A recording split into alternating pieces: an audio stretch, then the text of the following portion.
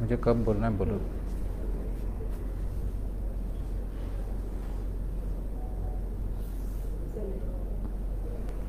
चलो, नमस्कार. आपण बऱ्याच दिवसानंतर आज भेटतो आहोत. आज मी दोन्ही भाषा मराठी आणि हिंदी याच्यामध्ये बोलणार आहे. मैं दोनों भी भाषा में बोलूँगा, मराठी और हिंदी. लास्ट माझं जे फेसबुक लाईव्ह झालं त्यावरती आपण लॉकडाऊननंतरचं आयुष्य कसं असेल याविषयी आपण चर्चा केली होती. आपल्या प्रश्नाला मी उत्तरं दिली होती. त्यावेळेस अपेक्षा ही होती की लॉकडाऊनवरती परत बोलण्याची वेळ येऊ नये. अनफॉर्च्युनेटली 1.5 महिन्यानंतर ती वेळ आज आपल्या सर्वांवरती आलेली आहे.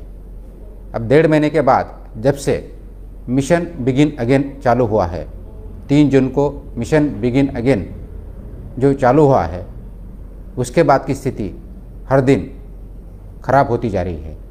और इसलिए हमें फिर से एक बार ये सोचने पे मजबूर कर दिया है जो रास्ता हमने चुना है या सही है या उसमें कोई चेंजेस करने की ज़रूरत है. और इसलिए फिर से मैं आपको मैं ये बातचीत के द्वारा मेरे जो व्यूज़ है, शासन की जो गाइडलाइंस है और शहर के लिए और सबके लिए जो अच्छा है इसके बारे में बातचीत कर रहा हूँ. याचा मुख्य उद्देश एवढाच आहे की आपण जर स्टॅटिस्टिक्स बघितलं 3 जून पूर्वीचं आणि 3 जून नंतरचं नागपूर शहरातलं, तर नागपूर शहराची स्थिती काय होती. तर नागपूर शहराची स्थिती आपली 3 जून अगोदर 400च्या आसपास केसेस होत्या, डेथ 11 होत्या. आज जवळजवळ 2400पेक्षा जास्त केसेस आहेत, डेथ 38 आहेत. आपण मध्ये जवळजवळ डबलिंग रेट म्हणजे किती दिवसामध्ये कोरोनाच्या केसेस डबल होतील तो 50 दिवसापर्यंत आपण गेलो होतो. आज तो 24 दिवसापर्यंत आलेला आहे. CFR म्हणजे डेथ रेट जो जवळ आपला 1% खाली होता. म्हणजे ज्यावेळेस 100 केसेस पॉझिटिव्ह येतात त्यावेळेस डेथ किती होतात कोविडचे ते 1%पेक्षा खाली होत्या. म्हणजे 0.95 पर्यंत आपण गेलो होतो. परंतु आज तोच CFRचा डेथ रेट आहे तो 1.56. म्हणजेच 100 व्यक्ती पॉझिटिव्ह झाल्या तर जवळजवळ 1.5 व्यक्ती मरण पावतील इथपर्यंत वाढलेला आहे. नवीन एक संकल्पना आहे की R0 व्हॅल्यू, म्हणजे एक व्यक्ती इन्फेक्ट झालाच तर त्याच्या अनुषंगाने तो किती व्यक्तींना इन्फेक्ट करेल याच्यावरती इन्फेक्शन कमी होईल का जास्त होईल त्या R0 व्हॅल्यू म्हणतात. ती आपली सर्वसाधारणपणे स्टार्टिंगला जी वाढलेली होती ती मध्ये आपण 1.1 म्हणजे एक व्यक्ती पॉझिटिव्ह झाला तो फक्त 1.1 व्यक्तीला पॉझिटिव्ह करेल असं होतं. आज ती व्हॅल्यू 1.2च्या पुढे गेलेली आहे. म्हणजे एक व्यक्ती पॉझिटिव्ह झाला तो 1.2 व्यक्तीला तो पॉझिटिव्ह करणार आहे हा त्याचा अर्थ होतो. आणि म्हणून आपला मुख्य टार्गेट हे आहे की आपल्या केसेस कमी ठेवणं, डेथ रेट ॲब्सोल्युटली कमी किंवा नसणं हे मुख्य टारगेट है. हमारा सबसे बड़ा इशू जो है कि केसेस बढ़ रहे हैं और उसके साथ डेथ जो बड़ा है बहुत ही ज़्यादा बड़ा है. 45 डेज मिशन बिगिन अगेन नंतर, मिशन बिगिन अगेन के बाद 45 डेज में हमारे लगभग 3 गुना ज़्यादा डेथ बढ़े हैं. और ये बहुत चिंताजनक बात है हम सब के लिए. अगर यह हमें रोकना है तो मैंने जस्ट लास्ट फेसबुक लाइव में जहाँ बोला था कि हमें सबसे ज़्यादा ज़रूरत है वो लाइफस्टाइल चेंज करने की. और मैंने लाइफस्टाइल चेंजेस में क्या बताया था वो भी मैं याद करा दूं कि हमारे जीने का जो तरीका है, हमारे जो रहने का जो तरीका है, हमारे खाने का जो तरीका है, बात करने का तरीका है, लोगों के साथ मिलने का जो तरीका है, इसमें बदलाव लाने पड़ेंगे, चेंज करना पड़ेगा. वो कोविड कंप्लायंट गाइडलाइन जो है उस हिसाब से हमें करना पड़ेगा, ये हमने बोला था. हालांकि जैसे मिशन बिगिन चालू हुआ उसके बाद ये जो चेंजेस है वो लोगों ने आत्मसात नहीं किए, अंगीकारलेले नाही आहेत, पाळले जात नाही आहेत आणि पर्यायानं आज आपला इन्फेक्शन रेट खूप मोठ्या प्रमाणात वाढलेला आहे. आणि म्हणून मिशन बिगिन अगेन चालू केल्यानंतर त्या काही गाईडलाईन्स होत्या, त्या गाईडलाईन्स न पाळल्यामुळं आज नागपूर शहरात, नागपूर जिल्ह्यात किंवा इतरत्र केसेस वाढत आहेत. मी नागपूर शहराच्या बाबतीत बोलू शकतो.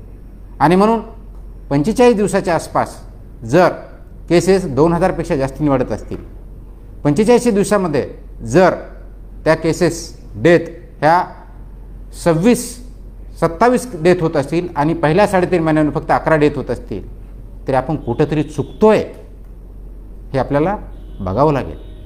आणि म्हणून मिशन बिगिन अगेन चालू करताना स्टेप बाय स्टेप आपलं सर्व जीवन जे आहे, सार्वजनिक जीवन जे आहे ते कसं योग्य प्रकारे चालेल, आपली आर्थिक व्यवस्था कशी चालेल, आपलं सामाजिक आयुष्य कसं चालेल, हे स्टेप बाय स्टेप गव्हर्नमेंटने उघडायचं ठरवलेलं आहे. आणि म्हणून त्या दृष्टिकोनाने स्टेप बाय स्टेप एक ॲक्टिव्हिटी मोकळी करून, परंतु रेग्युलेटेड फॉर्ममध्ये नियमाच्या आधारित हे नियम पाळून हे चालवलं जायला पाहिजे होतं, अशा दृष्टीने ते निर्देश होते आणि आहेत. परंतु आपण सर्वांनी ते जर नियम पाळले नाहीत, जे की आता दिसतंय की परिपूर्णपणे हे नियम पाळले जात नाही, आणि म्हणून आज आपल्यावरती ही वेळ आलेली आहे की आपला लॉकडाऊन करायचं का कर्फ्यू लावायचा. ही वेळ का आली, तर आपण सर्वजण मिळून या नियमांचा भंग करत आहोत, हे नियमांचं पालन करत नाहोत. ये हम इसलिए हो रहा है कि हमारे जो रूल्स है, रेगुलेशंस है मिशन बिगिन अगेन के, उसमें रेगुलेटेड फॉर्म में हमें रहना है. वो रूल्स और रेगुलेशन और नॉर्म्स कोविड-19 कंप्लायंट जो होना चाहिए वो हमें फॉलो करना है, वो नहीं हो रहा है. इसलिए केसेस बढ़ रहे हैं, डेथ रेट बढ़ रहा है, और इसका इम्पैक्ट ये होगा कि फिर से एक बार लॉकडाउन और फिर से एक बार कर्फ्यू. ये आप गवर्नमेंट में एनएमसी पे फोर्स कर रहे हो, अथॉरिटीज़ पे फोर्स कर रहे हो. ये मुझे अच्छी तरह से पता है कि लॉकडाउन ये फाइनल सॉल्यूशन नहीं है, इंटरिम हो सकता है. कर्फ्यू ये फाइनल सॉल्यूशन नहीं है, इंटरिम हो सकता है. लेकिन ये इंटरिम कितने दिन करेंगे, कितने लोगों की इतनी तकलीफ होती. ये अगर हमें नहीं चाहिए तो हमारा बिहेवियरल चेंजेस हमें करने पड़ेंगे. जब तक हमें बिहेवियरल चेंजेस हमारे लाइफस्टाइल चेंज नहीं करते, तब तक ये लॉकडाउन रखना पड़ेगा, कर्फ्यू लगाना पड़ेगा. अगर ये नहीं होता है तो बहुत स्ट्रिक्ट इन्फोर्समेंट इसका होगा. इसलिए जो हमारे बिहेवियरल चेंजेस है, हमारे लाइफस्टाइल है, उसको चेंज करना इज़ द लास्टिंग सॉल्यूशन. हमें ये मान के चलना है कि हमारे सामने हम जिसको भी मिल रहे हैं, हर एक आदमी कोविड पॉजिटिव है, ये मान के चलना है और उससे हमें प्रोटेक्ट होना है. अगर हमें खुद को कोविड पॉजिटिव है तो हम दूसरे को कोविड पॉजिटिव नहीं होने देंगे, इन्फेक्शन नहीं बढ़ाएंगे. ये तरीके से ही हमें बिहेव करना है. अगर ऐसे ही किया तो ही हम जो कोविड-19 का स्प्रेड, कोविड-19 जो वायरस है उसकी चेन ब्रेक कर सकते हैं. और जब तक हम चेन ब्रेकिंग नहीं करेंगे तब तक ये बढ़ता जाएगा. आज 2400 केसेस है, कल 5000 होंगे, परसों 10,000 होंगे. आज जो 38 डेथ है, कल 100 होंगे, 500 होंगे. हम कब ये लाइफस्टाइल चेंज करेंगे? जब हमारे खुद के कोई रिलेटिव, गॉड फॉरबिड, देवानी हे करू नये की आपल्यामधला कुणी आप्तेष्ट नातेवाईक याच्यामुळे जर डेथ झाला, त्यानंतर जाग येण्यात काही अर्थ नाही आहे. ती जाग आत्ता आपण अंगीकारली पाहिजे. ते बिहेवियर आपण आत्ता स्वतः चेंज केलं पाहिजे, फक्त बोलून चालणार नाही. अनेक जण म्हणतात लॉकडाऊन करू नका. 90% लोक लॉकडाऊन पाळतात, नियम पाळतात, 10% पाळत नाही. परंतु जे बोलणारे असतात ते सुद्धा लॉकडाऊनचे नियम पाळत नाही, ते सुद्धा आपल्या ज्या गाइडलाइंस आहेत त्या पाळत नाही. हर एक कोई बोलता है कि यस सबने नॉर्म्स अडॉप्ट करना चाहिए, लाइफस्टाइल चेंज करना चाहिए, लेकिन खुद नहीं करते. अगर हम मास्क नहीं पहनेंगे तो क्या होगा? आपने अभी देखा होगा कि मैं बोलना चालू करने के पहले मेरे मुंह पे मास्क था, मैंने बाजू में रखा, आपके साथ बोल रहा हूँ इसलिए डिस्टेंस रख के. ये जो मास्क पहना है इससे 90% इन्फेक्शन रोका जा सकता है, सही तरीके से पहना और कंटिन्यूसली पहना. तो आप मास्क लगाओगे, गले पे लगाओगे, वो गला प्रोटेक्ट करने के लिए नहीं है. वो मास्क आपको, आपके मुंह को, आपके नाक को ढक देगा, और कोई किससे वो ड्रॉपलेट आता है तो हमारे नाक और मुंह में नहीं जाएगा. इसलिए मास्क वही होना चाहिए. सिर्फ मास्क पहनना जरूरत नहीं, वो ठीक तरीके से वो कंटिन्यूसली पहनना जरूरत है. इससे 90% तक